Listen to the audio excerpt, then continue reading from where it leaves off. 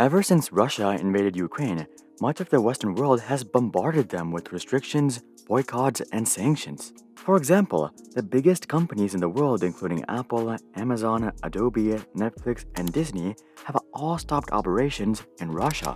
Similarly, many countries have stopped importing Russian oil, and some countries won't even let Russian aircraft fly over them. Not to mention, most Russian banks and accounts have been completely frozen. The idea was that we could help Ukraine by hurting Russia economically, and that an economic crash would cause Russia to back out faster. But so far, this doesn't seem to be the case. The Russian economy is indeed hurting, but the Russian ruble is actually stronger than ever. And if you don't believe me, just take a look at the charts. Initially, the ruble did crash 50% as soon as the sanctions were implemented, but since then, the ruble has skyrocketed 150%. This means that the ruble is currently the strongest it's been in 7 years. Now, you might be thinking that this must be because the dollar is performing even worse or something like that. But this isn't the case either. In fact, the dollar is the strongest it's been in 20 years on a relative basis. And this just makes it even more significant that the Russian ruble is skyrocketing against the dollar. So, what in the world is happening with the Russian ruble, and why is it mooning despite the sanctions? One of the top reasons that the ruble is doing so well is because many of the sanctions imposed on Russia aren't even that effective, especially the energy sanctions. You see, the European Union is way more dependent on Russian energy than they would like to admit. And though I'm sure many of them would like to ban Russian imports completely, this is simply not realistic. Here's the thing, Russia is the world's largest gas exporter and the second largest oil exporter. So it's not really possible to completely cut off Russian exports overnight. If they did do this, it would be the countries that are importing oil that would collapse first. But wait a minute, didn't the EU implement a Russian oil embargo? Well, the answer is yes, but there's a lot of fine print and exceptions. First of all, the goal is to ban most imports by the end of the year, not by tomorrow. Also, certain countries like Slovenia and Hungary are partially or even completely exempt from the embargo. Such countries are not only extremely dependent on Russian exports, but more importantly, they're landlocked, meaning that they can't receive oil through the sea. These countries primarily get their oil through pipelines directly from Russia. And as you would guess, rebuilding such infrastructure would take several years, if not well over a decade. And given that most Western countries are already headed towards a recession, completely uprooting their crude oil source is the last thing these countries want to do. And given that oil prices are skyrocketing as well, energy exports have just become even more profitable for Russia. In fact, during the first 100 days of the war, it's estimated that Russia pulled in $60 billion worth of revenue from fossil fuel exports to the EU alone. Also, let's not forget that not every country is against Russia. Most of us are constantly exposed to Western media, so it seems like the entire world is against Russia. But this isn't true by any means.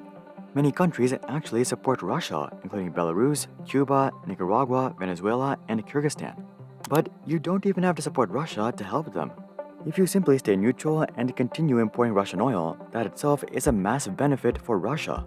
And this is exactly what many countries have been doing, particularly China and India. These countries have no financial reason to stop importing Russian energy. In fact, they're incentivized to import more. You see, as Western countries slowly step away from Russian energy, the price of Russian energy decreases. And this gives countries like China and India the perfect opportunity to buy for a discount, and that's exactly what they've been doing. China has risen to be Russia's top oil importer, having bought $12.6 billion worth of oil since the war started. Meanwhile, India has transitioned from being an occasional buyer to being a consistent buyer. Before the war started, India imported well below 5 million barrels of oil from Russia on a monthly basis, and many months were even zero. But now, India is importing tens of millions of barrels every month.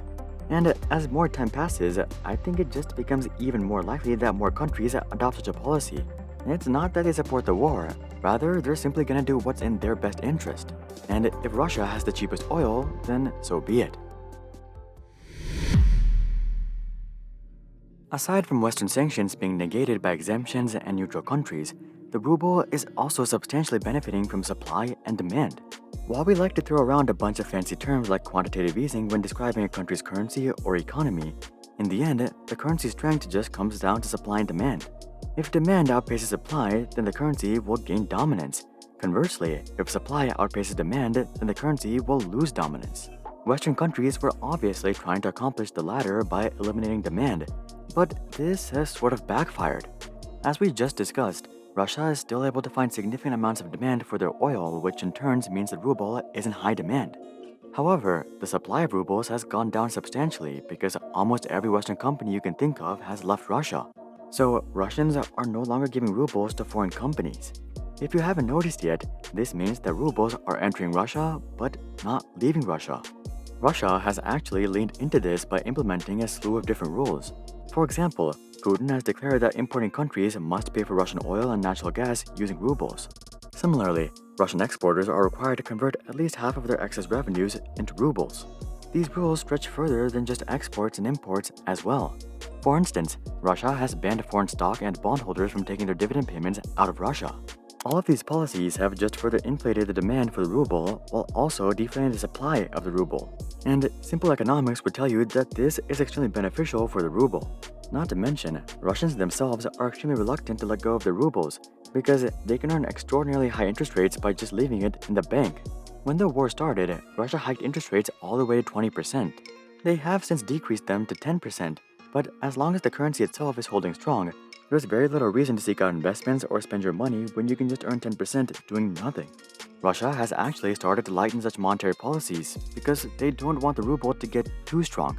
You see, if the ruble continues to get stronger, exports from the country will become less and less appealing, and that's the last thing Russia wants right now.